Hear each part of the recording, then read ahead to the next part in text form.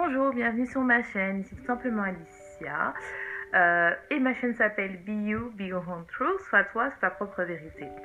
Alors aujourd'hui, c'est un peu un mode vlog où j'aimerais bien vous parler un peu ce que je fais pour de perdre du poids, non pas parce que je ne m'aime pas, mais au contraire parce que je m'aime. N'hésitez pas à vous abonner, à liker, à commenter et surtout à me suivre sur Instagram, à me joindre sur mon groupe Facebook si vous voulez discuter plus longtemps avec moi et parler comment faire pour s'aimer alors qu'on ne s'aime pas. Moi en fait j'ai décidé de perdre du poids comme je vous ai dit, non pas parce que je ne m'aime pas, car tout le monde fait croire aux gens que perdre du poids c'est la vie et donc dès qu'on perd du poids on s'aime automatiquement, c'est complètement faux. Il faut s'aimer. Et donc j'ai décidé de perdre du poids parce que je m'aime. Comment ça se fait? C'est bizarre parce que tout le monde pense que oui, je veux perdre du poids, je veux perdre mes kilos en trop car je déteste ça, je ne m'aime pas. Alors que c'est bizarre de se dire je veux perdre du poids parce que je m'aime. Parce qu'en fait je me suis rendu compte que j'avais des kilos en trop. Parce que je mangeais mes émotions. Donc si je mange mes émotions, ça veut dire que je n'écoute pas mon corps. Et en fait, je me suis dit, écoute, est-ce que je suis dans cette phase où j'accepte mon corps comme il est? Est-ce que ça me va? Et je me suis dit, oui, j'accepte mon corps comme il est. Bon, je suis ronde, ok, super. Mais en fait, j'ai vraiment envie de perdre du poids, non pas parce que je n'aime pas, mais parce qu'en fait, j'ai vraiment envie d'écouter mon corps. Non pas parce que je suis moins séduisante, parce que je trouve qu'il y a des très belles femmes rondes qui sont très très belles. Je vais vous mettre une photo d'un exemple là, j'ai oublié son nom, qui sont très belles et qui s'assument, mais au contraire, il faudrait avoir plus de représentation de femmes rondes. Mais pour moi, en fait, je trouve que moi, je me vois pas ronde. Et en fait, plus je suis ronde et plus j'ai remarqué que j'avais des pensées noires et que je ne m'aimais pas. Et en fait, je me suis rendu compte, c'est bizarre parce que tout le monde parle du positif, faut s'aimer comme on est ronde et tout ça. Et moi, en fait, je ne m'aimais pas. Et là, j'ai appris à m'aimer parce qu'en fait, je me suis rendu compte que si, comme tout le monde dit, on doit s'aimer, ça veut dire que je dois donner les meilleurs nutriments à mon corps. Est-ce que le fait de donner des fast-food, tout ce qui est pizza, donuts, hamburgers, bonbons, chips, c'est le meilleur moyen de montrer à mon corps que je l'aime, d'avoir une relation saine avec mon corps? Non, en réfléchissant bien, non, je ne pense pas. Et en fait, pourquoi j'utilisais ça? C'est parce que c'était vraiment pour empêcher le fait de m'aimer. En fait, le fait d'écouter ce que j'avais dans mon corps, en fait. Des fois, en fait, je mangeais juste parce que j'avais un sentiment de stress. J'avais un stress au cours de la journée parce qu'au travail, ça n'allait pas. Et donc, je mangeais pour oublier mon stress, en fait. Pour augmenter mon taux pour avoir un pic d'insuline. Et donc, pour avoir ce côté pic d'insuline, on a une phase d'état qui est l'adrénaline. Et donc, en fait, on est bien pendant un moment. Et après, on est là. Pourquoi j'ai mangé tout ça? Je n'avais pas faim parce que même je mangeais. Et en fait, à un moment, j'ai raconté ça à une copine hier. Et je lui disais, en fait, j'étais dans une phase où, en gros, je mangeais mes émotions. Je mangeais du saucisson, du pain, des chips, du chocolat, des bonbons. Mais je ne ressentais plus les goûts des aliments, en fait. Ça me donnait plus de plaisir. C'était juste un moyen vraiment de d'étouffer mes émotions.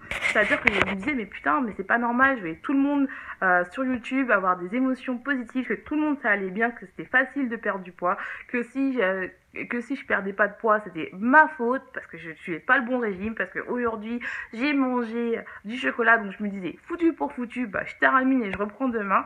Mais en fait, le régime, c'est une frustration. C'est pour ça que je pense que mon programme que je vais vous montrer dans les prochaines semaines, et que vous allez voir sûrement que je vais perdre du poids, c'est un anti-régime en fait. C'est juste apprendre à bien manger et surtout à apprendre à écouter ses émotions. Oui, c'est dur parce que on nous apprend toujours, surtout à la télé, on est bombardé que tout le monde est heureux. Or, c'est faux parce qu'en fait, il faut vraiment écouter ses émotions. En fait, ces émotions, c'est très important. C'est un indicateur pour dire est-ce qu'on va bien, est-ce qu'on va pas bien.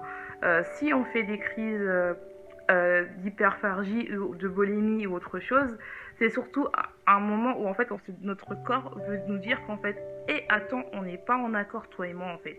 Tu me forces à faire des choses que je ne veux pas faire, que je ne veux plus faire et que je n'arrive plus à faire en fait. Et le seul moyen que votre corps à le faire, c'est parce que vous faites des crises d'hyperphagie, parce qu'en fait, il vous fait comprendre que, hey, attends, ça ne va pas, ça ne va pas, ça ne va pas, ça ne va pas.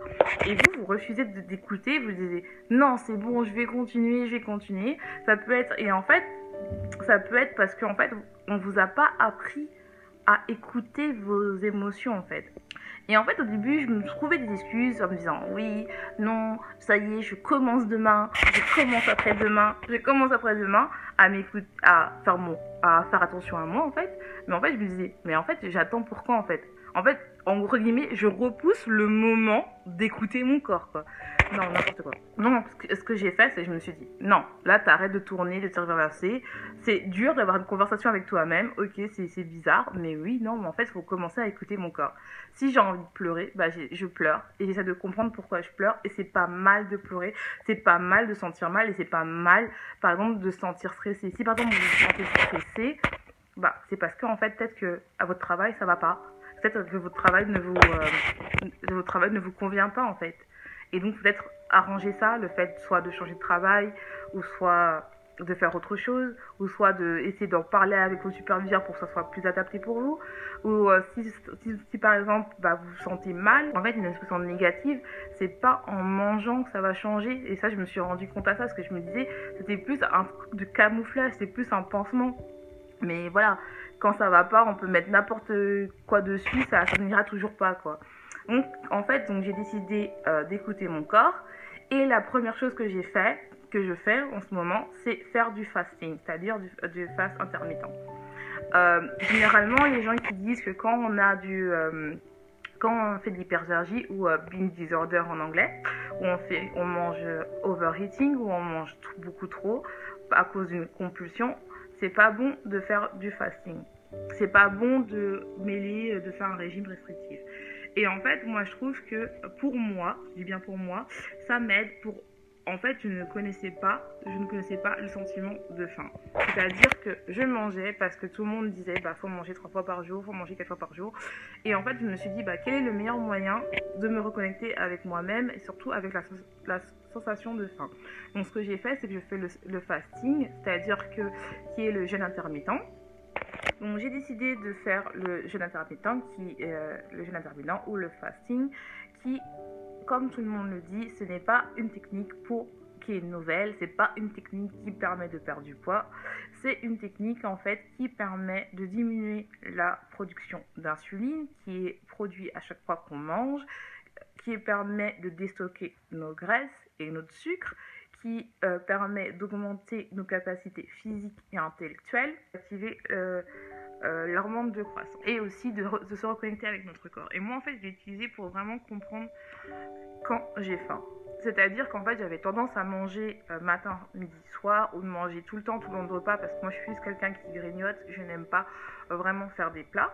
Et en fait je me suis rendu compte qu'en fait quand je grignotais, c'était pour compenser quelque chose, un manque. Et en fait je voulais me reconnecter avec moi-même, et donc je me suis dit, bah je vais essayer de faire le fasting ou le jeûne intermittent pour vraiment comprendre bah, quand mon corps a faim en fait. Vraiment comprendre, bah, déjà savoir c'est quoi d'avoir faim. Parce que quand on grignote, bah, on n'entend pas quand on a faim. Et vraiment bah, manger quand j'ai faim et vraiment m'arrêter quand je n'ai plus faim. C'est un autre truc, c'est-à-dire vraiment manger vraiment doucement et prendre conscience de ce que je mange. Parce que je mangeais très très vite. Je mangeais très très vite, c'est-à-dire sans prendre conscience que je mangeais en fait. C'est-à-dire tu manges. Donc je mangeais tout doucement. Et bien sûr, bah, avec une alimentation équilibrée, voilà. Donc c'est là que j'ai décidé de faire ça. Donc je vous tiendrai au courant de combien de kilos je perds, parce que tout le monde nous vend du jeûne intermittent qui nous disent combien de repas ils font. Moi, c'est vrai que c'est un peu un contre-courant, c'est-à-dire que je ne fais pas juste 1 ou 2 repas. Je mange quand j'ai faim et surtout, j'essaye de voir le midi. Enfin, généralement, les gens arrêtent le fasting parce qu'ils ne mangent pas assez. C'est-à-dire que même si tu veux perdre du poids en utilisant le fasting, il faut manger quand même un minimum de calories, minimum 1200 calories, voire un peu plus en fonction de tes activités physiques. Les gens y croient que juste manger un repas ou deux repas, c'est pas bon. Si tu manges un repas, mais il faut quand même manger faut quand même manger au minimum 1200 calories ou ton apport calorique que tu as besoin pour que tu ne craques pas et surtout pour que ton organisme tente. Que ça aide à déstocker, mais il ne faut pas non plus être au côté extrême parce que le but n'est pas de s'affamer, le but est vraiment de se reconnaître dans son corps, de vraiment savoir quand on a faim, de vraiment comprendre comment fonctionne notre corps, comment fonctionne quel aliment dès qu'on arrive à savoir ce qu'on a, si on l'aime, si notre corps l'aime ou ne l'aime pas, le digère bien ou ne le digère pas. De toute façon, je ferai vraiment une vidéo pour vous expliquer qu'est-ce que c'est le jeûne intermittent.